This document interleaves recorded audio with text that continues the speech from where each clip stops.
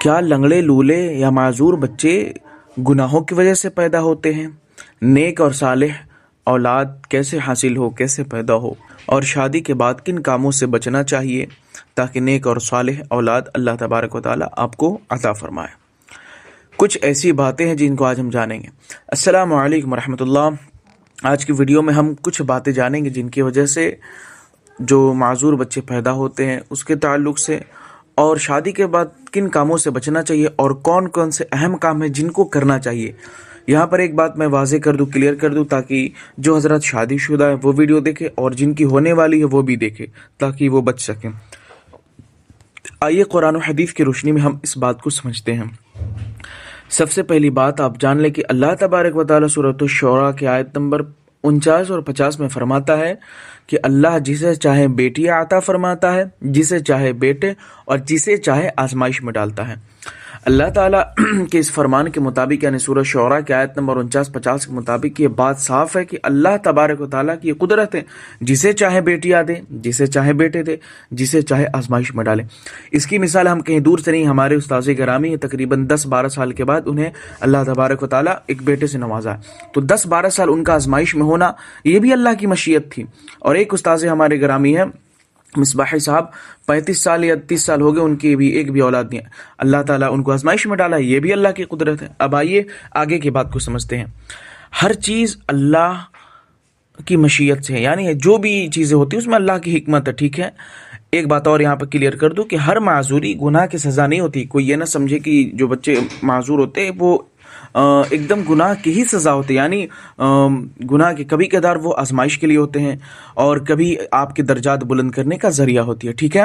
کسی معذور بچے کو گناہ کی سزا کہنا شریعت میں درست نہیں ہے۔ اس کو آپ تانا دینا کہ تم گناہ کی وجہ سے ہو، تمہارے باپ نے یہ کیا تھا، وہ کیا تھا، اس طریقے کی بات نہیں ہونی چاہیے۔ اب دوسرا حصہ دیکھتے ہیں، یعنی زندگی کے دوسرے پہلو کو دیکھتے ہیں جو شادی شدہ لوگ ہیں۔ علماء اہل سنت والجماعت، یعنی مسلک اعلی حضرت کے تمام علماء، مشائخ، بزرگان دین، ان سب کا یہ کہنا ہے اگر میاں بیوی جو ہوں وہ حرام کمائی کھائیں یا زنا یا بدکاری میں مبتلا ہوں یا نشہ یا حرام کام میں مبتلا ہوں یا حیض کے دنوں میں بھی صحبت کرے تو اس کے بڑے بڑے اثرات نسل پر پڑتے ہیں۔ مثال کے طور پر اگر کوئی شخص ہے، یعنی میاں بیوی جو ہے حرام کمائی کھا رہے ہیں، زنا یا بدنگاہی میں مبتلا ہیں یا بدکاری کر رہے ہیں یا حرام نشے میں مبتلا ہیں یا ایام حیض میں، یعنی حیض کے دنوں میں جو صحبت کرتے، تو اس کے بڑے اثرات جو ہوتے ہیں، یعنی بڑی بڑی جو اثر اس کی نکلتی ہیں وہ بچوں پر نکلتی ہے۔ لیکن یاد رہے یہ کہنا ہر معذوری گناہ کا نتیجہ ہے، یہ غلط ہوگا۔ یعنی جتنے معذور بچے ہیں سب کو ایک ہی کیٹیگری میں لانا کہ سب کے سب گناہ کے نتیجے ہیں، حرام کے نتیجے ہیں یا زنا کے نتیجے ہیں، چونکہ یہ درست نہیں ہے، شریعت میں اس کو کہنا درست نہیں ہے۔ کچھ اس میں سے آزمائش کے لیے ہوتے ہیں، اللہ تعالیٰ کو آزمائش کے لیے دیتا ہے، وہ اللہ تعالیٰ کی حکمت ہے۔ اب آئیے تیسرے حصے کی طرف بڑھتے ہیں کہ نیک صالح اولاد کیسے حاصل ہو، یعنی اوپر والے جو حصے تھے وہ کن کن چیزوں سے بچنا ہے وہ آپ دیکھ۔ اب آئیے نیک صالح اولاد کیسے پیدا ہو۔ اس کا سب سے پہلا طریقہ یہ ہے کہ آپ ہمیشہ دعا کیا کریں، ٹھیک ہے۔ پہلا ہمیشہ دعا کریں کہ یا اللہ جو بھی ہماری شریک حیات بنے، یا اللہ نیک اور صالح ہو اور ہم سب کو نیک صالح اولاد عطا فرما تاکہ میں تیرے دین کا سپاہی بناؤں، دعا کریں۔ اب آئیے 3-4 پوائنٹ کی طرف بڑھتے ہیں ہم۔ اور سب سے پہلی وجہ کیا ہے کہ نیک صالح اولاد پیدا ہوتے ہیں؟ وہ مین وجہ یہ ہے کہ جس کو پوری دنیا کے کسی بھی عالم سے آپ پوچھیں انکار نہیں کر سکتا، نکاح جو ہے سنت کے طریقے سے ہو، یعنی سنت کے مطابق ہو، اکارڈنگ ٹو سنہ، ٹھیک ہے۔ اگر نکاح اکارڈنگ ٹو سنہ ہو رہا ہے تو اس بات پر یقین رکھے کہ اللہ تبارک و تعالیٰ آپ کو نیک صالح اولاد عطا فرمائے۔ لیکن صرف نکاح ہی نہیں بلکہ آپ کا طریقہ بھی سنت کے مطابق ہو۔ اب آگے ہم بڑھیں گے صحبت والے پہ، لیکن ابھی آپ یہیں سے سمجھیں، نکاح سنت کے مطابق ہو، حلال کمائی سے ہو، یعنی یہ نہیں کہ صرف نکاح سنت کے مطابق ہو رہا لیکن کمائی حرام ہے، چونکہ یہ پھر بھی غلط ہو جائے گا۔ اس لیے کہ صرف ایک حصے کو رکھنا یہ صحیح نہیں ہے، بلکہ دونوں حصوں کو رکھا جائے۔ تیسری بات یہ ہے کہ کثرت سے درود شریف پڑھے، یعنی درود شریف پڑھنے کی عادت ڈالے۔ اس کا مطلب یہ نہیں کہ صرف نماز میں پڑھے، کہ آپ فکس کر لیں کہ ہم پڑھیں گے تو نماز میں ہی پڑھیں گے، نہیں، بلکہ چلتے پھرتے ٹہلتے، مارکیٹ جا رہے ہیں آپ، یعنی کوئی سامان وامان لانے، تب بھی آپ پڑھا کریں، ٹھیک ہے۔ اب آئیے چوتھے پوائنٹ کی طرف بڑھتے، جیسا کہ ہم نے 4 پوائنٹ کا ذکر کیا تھا۔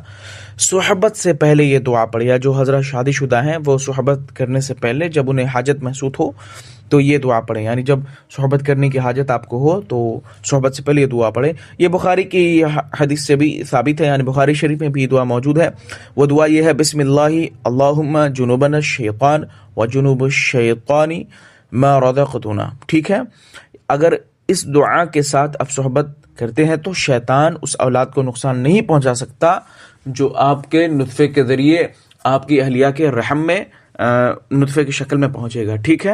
یہ چوتھا پوائنٹ ہے۔ اب آئیے 5ویں اور 6ٹھے پوائنٹ کی طرف بڑھتے ہیں، جس کی وجہ سے اولاد کا نیک صالح پیدا ہونا یہ زیادہ معنی رکھتا ہے۔ یعنی اگر یہ کام نہیں کرتے ہیں تو پھر آپ یہ امید بھی مت رکھیں کہ آپ کا نیک صالح اولاد ہو۔ وہ یہ ہے کہ صحبت غلط طریقے پر کرنا، کیونکہ شریعت مطہرہ میں، یعنی شریعت میں ہر چیز کا ضابطہ ہے، قانون ہے، ایک سسٹم بنایا گیا۔ ایسا نہیں کہ کسی بھی کام کو آپ کے من کے اعتبار سے، آپ کے اپنے ذاتی طریقے سے صحیح ہے تو صحیح ہے، ایسا نہیں ہے۔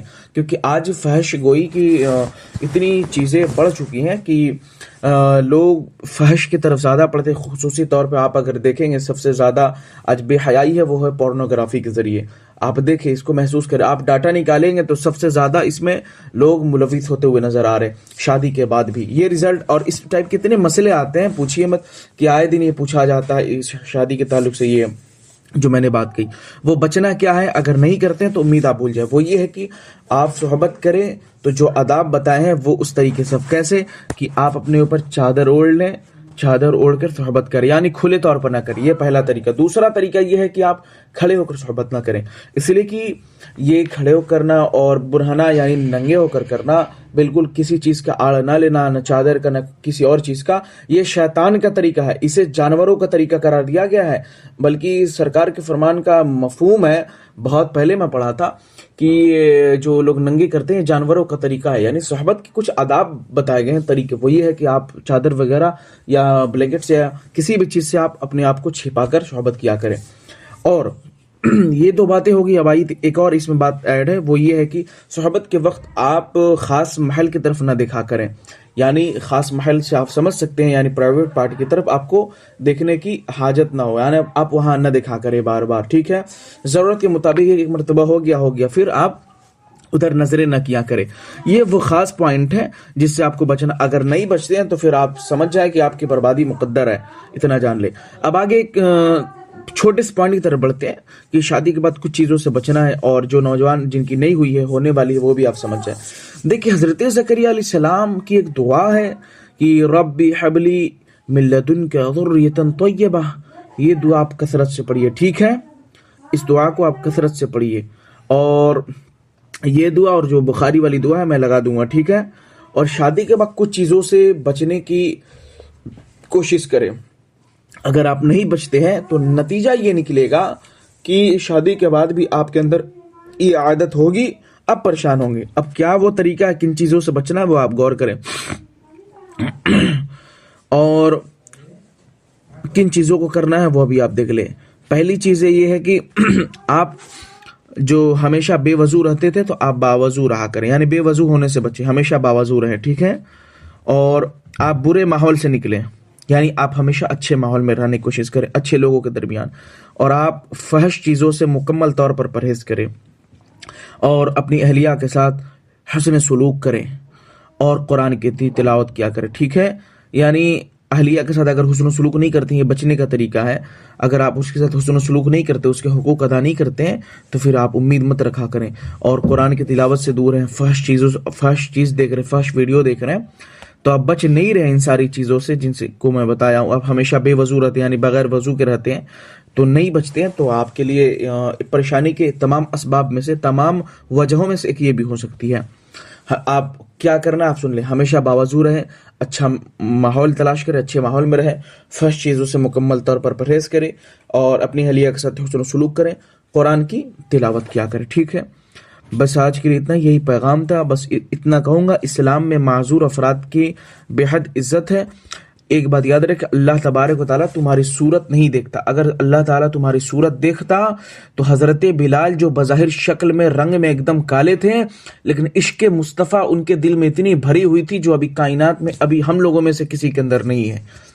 اللہ تبارک و تعالیٰ تمہارے چہروں کو نہیں دیکھتا بلکہ تمہارے دل دیکھتا ہے. یعنی تمہارا دل دیکھتا ہے، تمہارے دل میں محبت ہے یا نہیں. اگر صرف شکل کی بات ہوتی تو جتنے برے لوگ ہیں وہ سب یعنی برے سے مراد یہاں جتنے کالے لوگ ہیں، پھر ان میں سے یہ ہونا چاہیے کہ سارے لوگ دوسرے کیٹیگری کے ہو یا دوسرے فرقے کو. نہیں، ایسی کوئی بات نہیں، بلکہ وہ بھی اللہ کے محبوب، وہ بھی اللہ کے پیارے، اللہ ان سے بھی محبت کرتا ہے. ٹھیک ہے، صرف شکل پر نہ جائے. اور اگر کسی کے ہاں آزمائش آئے، یعنی آپ کسی بھی ان ساری چیزوں پر آزمائش ہے، تو آپ گھبرائیں نہ اور صبر کریں، کیونکہ صبر پر جنت ہے. صبر کریں گے کامیابی ملے گی. بس آج کے لیے یہی پیغام تھا، اور آپ اس کو ثواب کی نیت سے شیئر کر سکتے. بہت خاص باتیں میں ایڈ کیا ہوں آپ کے ساتھ. امید ہے کہ میری بات کو آپ سمجھے ہوں گے. جزاک اللہ خیرا کثیر. السلام علیکم ورحمۃ اللہ.